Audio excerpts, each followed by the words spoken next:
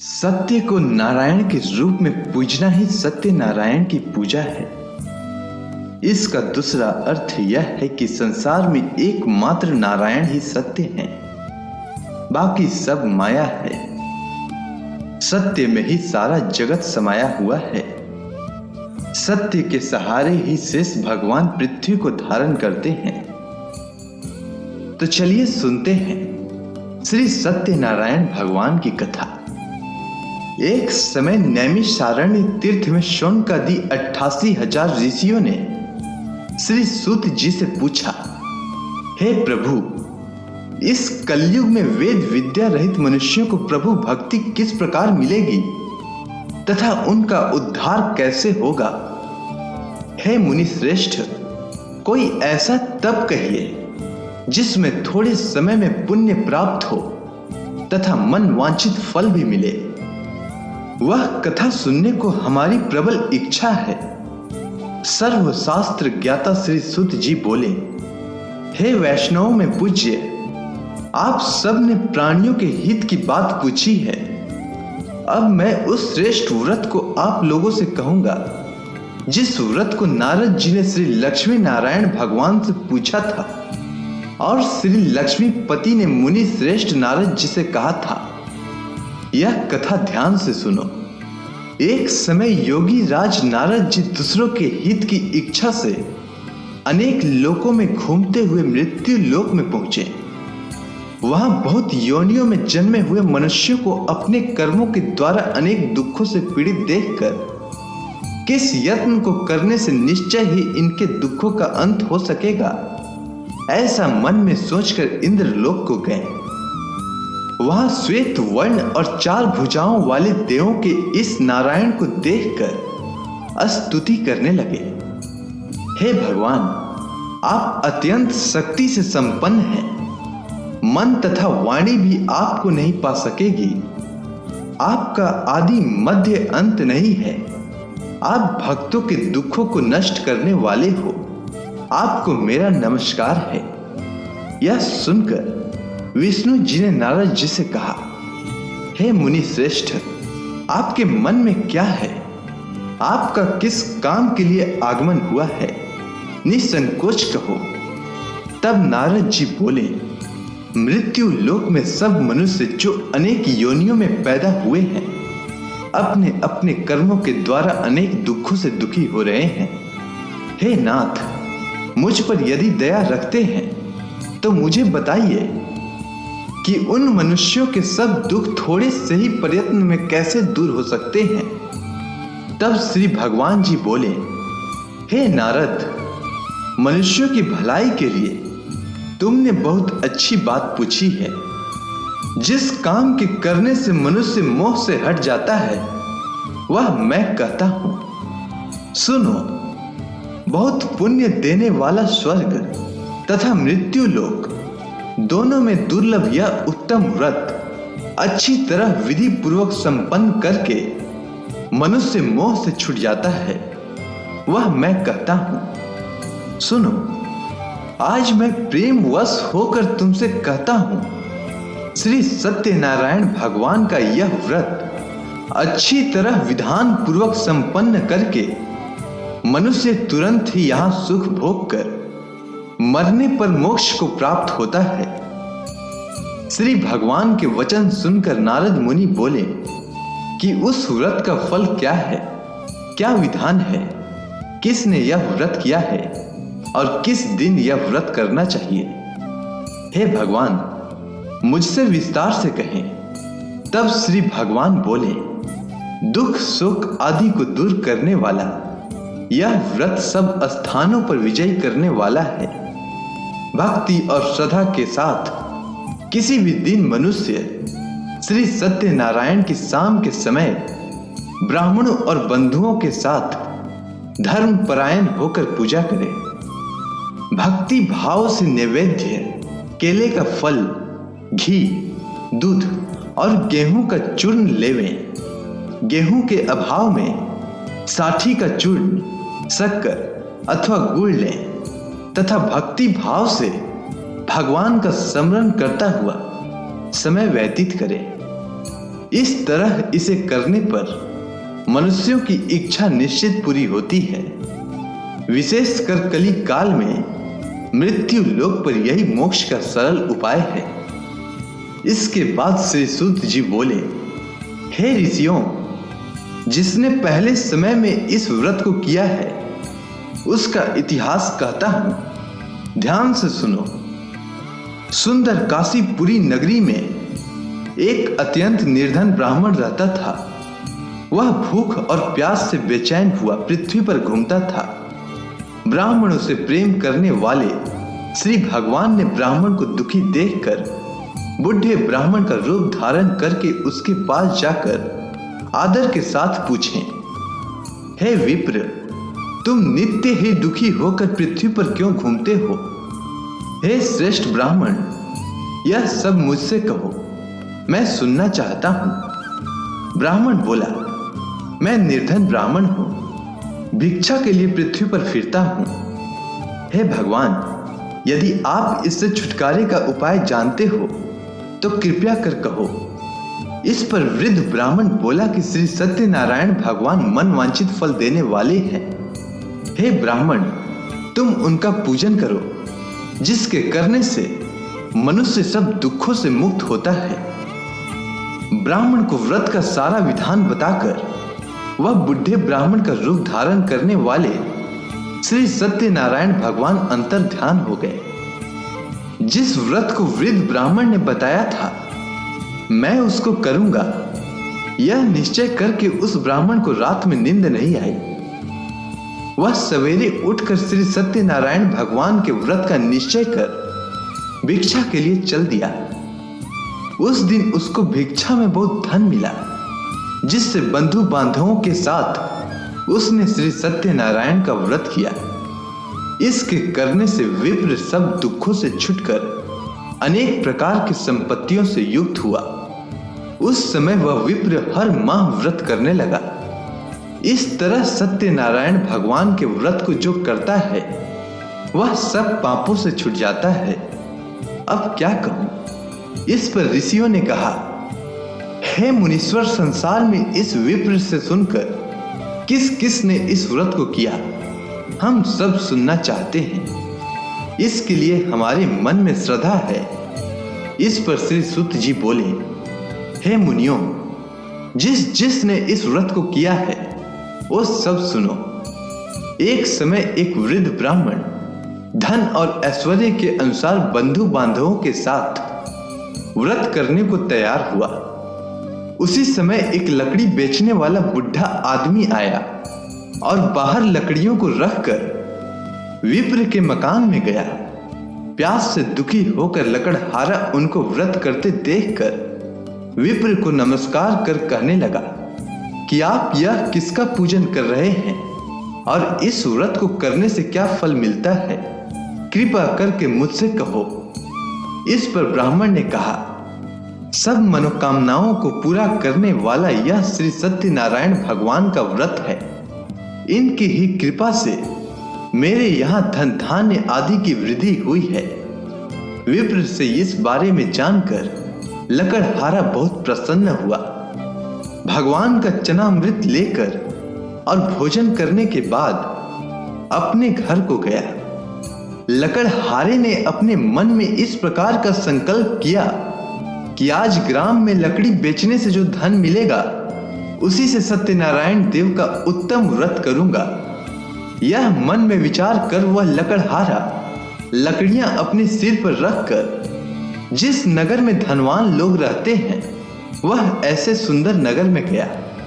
उस रोज वहां उसे उन लकड़ियों का दाम पहले दिनों से 4 गुना मिला और प्रसन्न होकर पक्के केले की फली, शक्कर, घी, दुग्ध, दही और गेहूं का चूर्ण इत्यादि श्री सत्यनारायण भगवान के व्रत की कुल सामग्रियों को लेकर अपने घर को आया। फिर उसने अपने भाइयों को बुलाकर विधि के साथ भगवान जी का व्रत और पूजन किया। उस व्रत के प्रभाव से वह लकड़हारा धन, पुत्र आदि से युक्त हुआ और संसार के समस्त सुख भोग कर बैकुंठ को चला गया। इसके बाद श्री सुत जी बोले, हे ऋषि मुनियों, अब मैं आपको आगे की कथा सुनाता हूँ। प्राचीन समय में कनकपुर में उल्का मुख नामक एक बुद्धिमान तथा सत्यवादी राजा राज करता था। वह प्रतिदिन मंदिर में जाकर श्री सत्यनारायण भगवान की पूजा करता था और निर्धनों को खूब अन्न, वस्त्र और धन दान करता था। उसकी पत्नी सुभद्रा बहुत सुशील थी। वे दोनों हर महीने श्री सत्यनारायण भगवान का व्रत करते थे। श्री सत्यनारायण की अनुकंपा से उनके महल में धन संपत्ति के भंडार भरे थे। उनकी सारी प्रजा बहुत आनंद से जीवन यापन कर रही थी। एक बार राजा और रानी बहुत से लोगों के साथ जब भद्रशिला नदी के किनारे श्री सत्यनारायण भगवान की पूजा कर रहे थे तो नदी के किनारे एक बड़ी नौका आकर ठहरी। उस नौका में एक धनी व्यापारी यात्रा कर रहा था। वह बहुत सा धन कमाकर अपने नगर को लौट रहा था। उसका सारा धन उस नाव में रखा हुआ था। नाव से उतरकर व्यापारी राजा के समीप पहुंचा। राजा को पूजा करते देख उसने कहा, हे राजन, आप इन सब लोगों के साथ मिलकर किसकी पूजा कर रहे हैं? इस पूजा को करने से मनुष्य को क्या लाभ होता है? राजा ने व्यापारी से कहा, हम हर पूर्णिमा को सत्यनारायण भगवान का व्रत करते हैं और फिर पूजा अर्चना के बाद भगवान का प्रसाद लोगों को बांटकर स्वयं भी प्रसाद ग्रहण करते हैं। सत्यनारायण भगवान की पूजा से निसंतान को संतान प्राप्त होती है, दुखियों के दुख दूर होते हैं। राजा की बात सुनकर व्यापारी ने कहा, हे राजन, मैं भी श्री सत्यनारायण भगवान का व्रत करना चाहता हूं। कृपया मुझे इस व्रत को करने की विधि बताएं। राजा ने व्यापारी को सत्यनारायण व्रत की पूरी विधि बताई। राजा ने व्रत कथा सुनने के बाद व्यापारी को भी प्रसाद दिया। श्री सत्यनारायण भगवान का स्मरण करते हुए व्यापारी ने प्रसाद ग्रहण किया और वापस लौटकर अपनी पत्नी लीलावती से कहा, हमारी कोई संतान नहीं है। कनकपुर के राजा उल्का मुख ने मुझे बताया है कि श्री सत्यनारायण भगवान का व्रत करने और उनकी कथा सुनने से सभी मनोकामनाएं पूरी होती है। यदि सत्यनारायण भगवान की अनुकंपा से हमारी कोई संतान हुई तो मैं श्री सत्यनारायण भगवान का व्रत अवश्य करूंगा। व्यापारी के ऐसा निश्चय करने के कुछ समय के बाद लीलावती गर्भवती हुई। 10वें महीने में उसने एक सुंदर कन्या को जन्म दिया। व्यापारी ने पुत्री जन्म पर बहुत खुशियां मनाई, लेकिन सत्यनारायण भगवान का व्रत नहीं किया। जब उसकी पत्नी लीलावती ने अपने पति से श्री सत्यनारायण भगवान का व्रत करने के लिए कहा तो वह बोला, अभी क्या जल्दी है, मैं इधर व्यापार में बहुत व्यस्त हूं, मुझे अभी फुर्सत नहीं है। जब अपनी बेटी बड़ी हो जाएगी और इसका विवाह करूंगा तो मैं अवश्य श्री सत्यनारायण भगवान का व्रत करूंगा। अपने पति के वचन सुनकर लीलावती चुप रह गई। व्यापारी की कन्या कलावती शुक्ल पक्ष की चंद्रमा की तरह तेजी से बड़ी होने लगी। पलक झपकते ही 16 वर्ष बीत गए। एक दिन व्यापार में बहुत सा धन कमाकर घर लौटे व्यापारी ने अपनी बेटी को सहेलियों के साथ उपवन में घूमते देखा तो उसे उसके विवाह की चिंता होने लगी। व्यापारी ने कलावती के लिए सुयोग्य वर ढूंढने के लिए अपने सेवकों को दूर दूर के नगरों में भेजा। व्यापारी के सेवक कंचनपुर नगर में पहुंचे। उस नगर में उन्होंने एक वणिक पुत्र को देखा। वणिक का बेटा अत्यंत सुंदर और गुणवान था। सेवकों ने वापस लौटकर व्यापारी को उस वणिक के बेटे के बारे में बताया। व्यापारी उस सुंदर लड़के को देखकर बहुत प्रसन्न हुआ और कलावती का विवाह बहुत धूमधाम से उसके साथ कर दिया। दहेज में उसके माणिक पुत्र को बहुत सा धन दिया। कलावती का विवाह भी हो गया, लेकिन व्यापारी ने श्री सत्यनारायण का व्रत नहीं किया। लीलावती ने अपने पति से कहा, नाथ, आपने कलावती के विवाह पर श्री सत्यनारायण भगवान का व्रत करने का निश्चय किया था, अब तो आपको व्रत कर लेना चाहिए। पत्नी की बात सुनकर व्यापारी ने कहा, अभी तो मैं अपने दामाद के साथ व्यापार के लिए जा रहा हूँ। व्यापार से लौटने पर श्री सत्यनारायण भगवान का व्रत पूजा अवश्य करूंगा। यह कहकर व्यापारी ने कई नावों में सामान भरा और अपने दामाद तथा सेवकों के साथ व्यापार के लिए निकल पड़ा। उस व्यापारी द्वारा बार बार व्रत का निश्चय करने और फिर व्रत न करने से सत्यनारायण भगवान क्रोधित हो गए और व्यापारी को दंड देने का निश्चय किया। व्यापारी अपने दामाद के साथ रत्नसारपुर में पहुंचकर व्यापार करने लगा। एक दिन कुछ चोर महल में चोरी करके भाग रहे थे। सैनिक उनका पीछा कर रहे थे। भागते हुए चोरों ने सैनिकों से बचने के लिए चोरी का धन अवसर पाकर व्यापारी के नाव में छिपा दिया। खाली हाथ चोर आराम से भाग गए। चोरों का पीछा करते हुए सैनिक व्यापारी के पास पहुंचे। उन्होंने व्यापारी की नाव की तलाशी ली तो उन्हें राजा का चोरी किया गया धन मिल गया। तब सैनिक व्यापारी और उसके दामाद को बंदी बनाकर राजा के पास ले गए। राजा ने उन दोनों को बंदी गृह में डाल दिया और उनका सारा धन ले लिया। श्री सत्यनारायण के प्रकोप से उधर लीलावती पर भी मुसीबतों का पहाड़ टूट पड़ा। उसके घर में चोरी हो गई और चोर सारा धन चुराकर ले गए। घर में खाने के लिए भी अन्न नहीं बचा। भूख प्यास से व्याकुल होकर व्यापारी की बेटी कलावती एक ब्राह्मण के घर गई। उस ब्राह्मण के घर में श्री सत्यनारायण भगवान की व्रत कथा हो रही थी। उसने भी वहां बैठकर व्रत कथा सुनी और प्रसाद लिया। घर लौटकर कलावती ने अपनी मां लीलावती को सारी बात बताई। इसके बाद लीलावती कलावती से श्री सत्यनारायण भगवान की व्रत कथा की बात सुनकर लीलावती ने भी व्रत करने का निश्चय किया। अगले दिन लीलावती ने अपने परिवार और आसपास के लोगों के साथ श्री सत्यनारायण भगवान की पूजा की। पूजा के बाद सबको प्रसाद बांटकर स्वयं भी प्रसाद ग्रहण किया। लीलावती ने अपने पति और दामाद के घर लौट आने की मनोकामना से श्री सत्यनारायण भगवान का व्रत किया था। लीलावती के विधि पूर्वक व्रत करने और प्रसाद ग्रहण करने से श्री सत्यनारायण भगवान ने प्रसन्न होकर उसकी मनोकामना पूरी की। उन्होंने राजा चंद्रकेतु को स्वप्न में दर्शन देकर कहा, हे राजन, व्यापारी और उसका दामाद बिल्कुल निर्दोष है। सुबह उठते ही दोनों को मुक्त कर दो। उन दोनों का सारा धन भी वापस कर दो। यदि तुमने ऐसा नहीं किया तो मैं तुम्हारा सारा वैभव नष्ट कर दूंगा। इतना कहकर श्री सत्यनारायण भगवान अंतर्ध्यान हो गए। प्रातः होते ही राजा चंद्रकेतु ने अपने मंत्रियों और राज ज्योतिषी से रात के स्वप्न के बारे में बताई। सबने व्यापारी और उसके दामाद को छोड़ देने के लिए कहा। राजा चंद्रकेतु ने तुरंत उस व्यापारी और उसके दामाद को छोड़ दिया। उनका सारा धन भी वापस कर दिया। इस प्रकार श्री सत्यनारायण भगवान की अनुकंपा से व्यापारी और उसका दामाद दोनों खुशी खुशी अपने नगर को लौट गए। इसके बाद श्री सुत जी बोले, उस व्यापारी ने अपने दामाद के साथ शुभ मुहूर्त में नाव द्वारा रत्नसारपुर से प्रस्थान किया।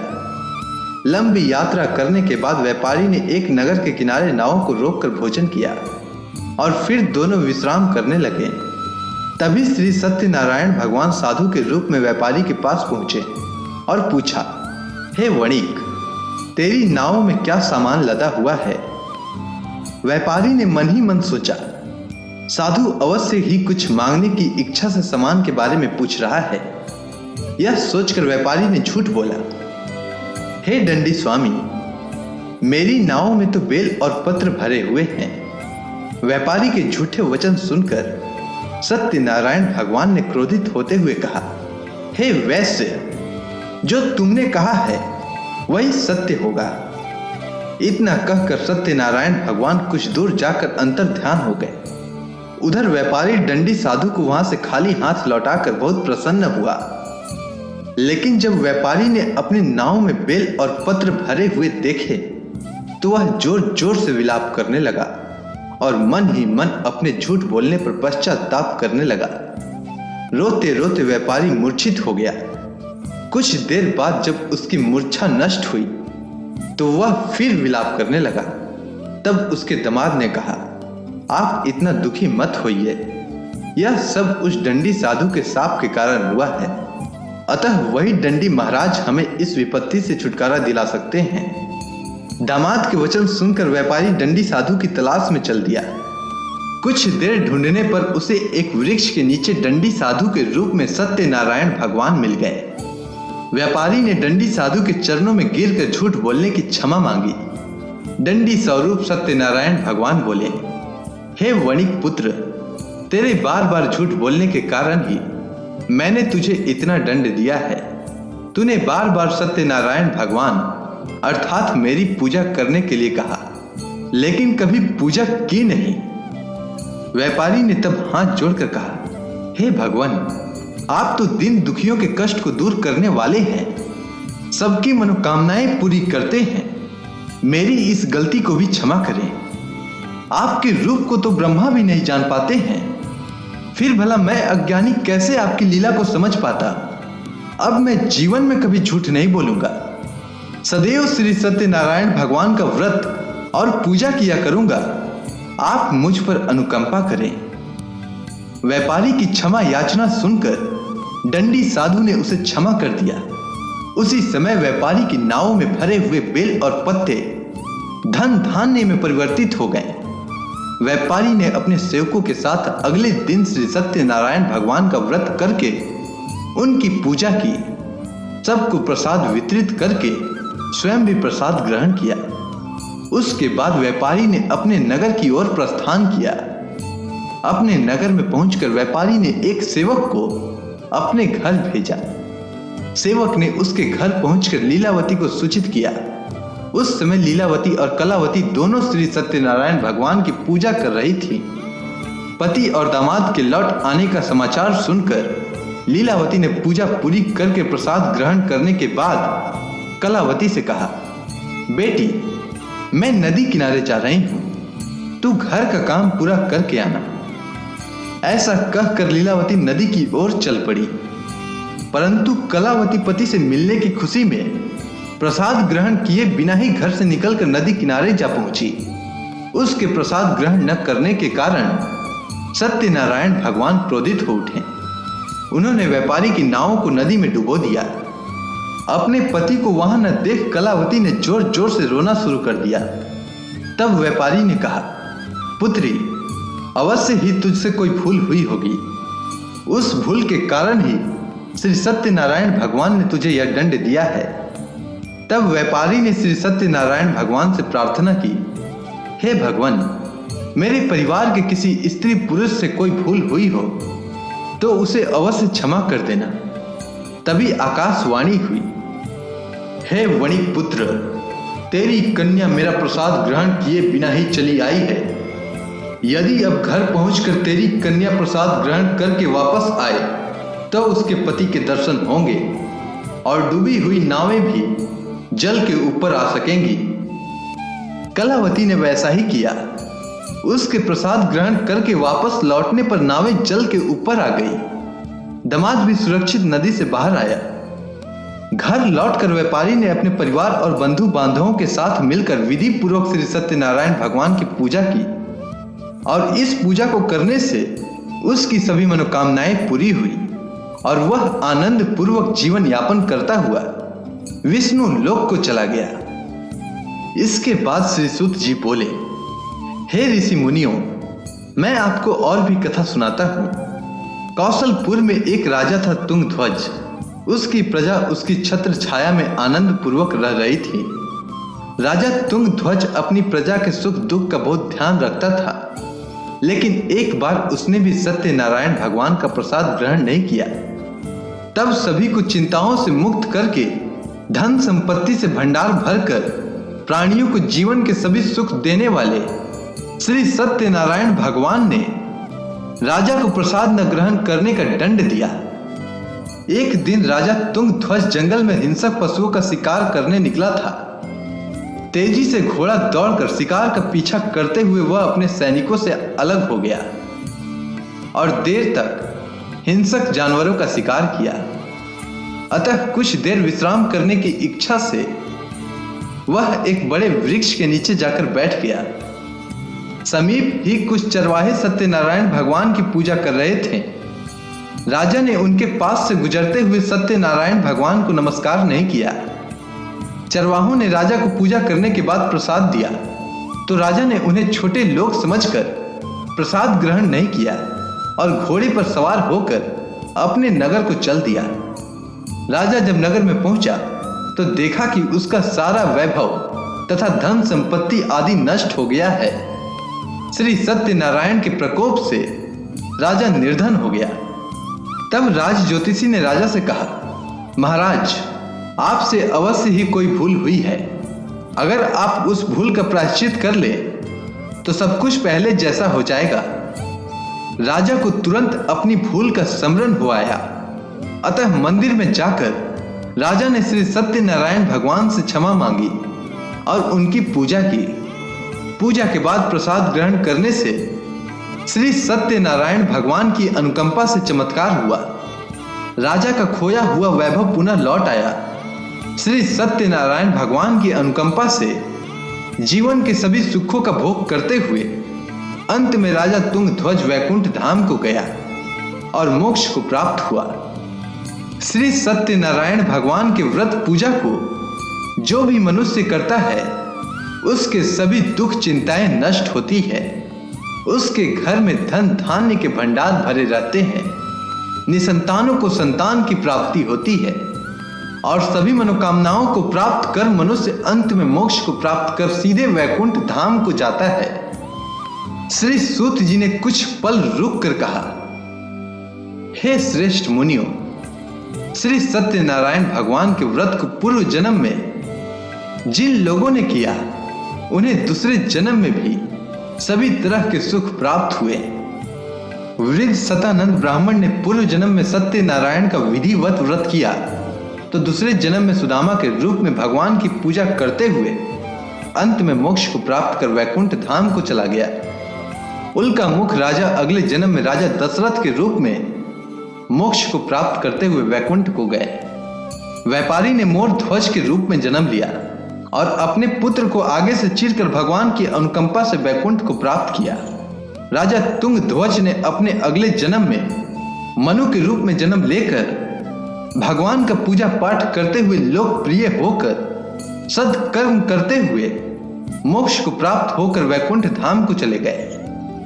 हे ऋषि मुनियों, श्री सत्यनारायण भगवान का व्रत और पूजा मनुष्य को सभी चिंताओं से मुक्त करके धन संपत्ति के भंडार को भरकर अंत में जन्म जन्मांतर के चक्रव्यूह से मुक्ति दिलाकर मोक्ष प्रदान करता है। इसीलिए मनुष्यों को यह व्रत अवश्य करनी चाहिए। तो बोलिए श्री सत्यनारायण भगवान की जय।